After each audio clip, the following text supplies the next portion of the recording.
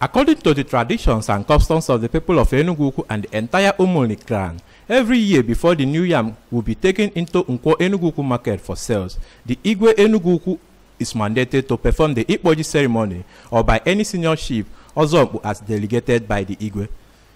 This year, Ikpo ceremony, which started with a visit to Enugwu market, then to Obu Umunri, where the new yams were distributed to Umuada from all the villages of Enugwu, got to his climax at the Igwe's palace. Addressing the mammoth crowd at the palace, the traditional ruler of Enugwu, Igwe Raf Ekpe, prayed for long life, progress, and prosperity of his people, commended Ozom Uche Nwoji for accepting the responsibility of performing the Ikpo this year despite his residency in South Africa, and called on his subjects to emulate his patriotism.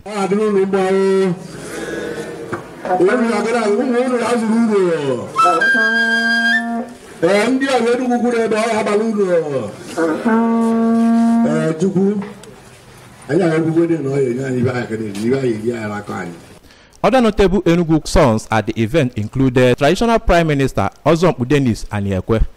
Deputy Prime Minister Ozom Clement Nwafo, a former Senator of the Federal Republic of Nigeria, Senator Ikechukwu Abana, the Managing Director of the ABS, Nze Uche Nwora, among others. Dancing to the melodious Uwe music, as well as Igbo by the chiefs,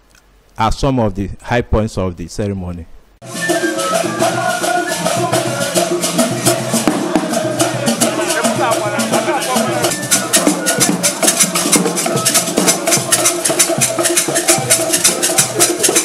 From Enugwu in Njikoka local government area, I am Ifeanyi Nwosu, reporting for ABS News.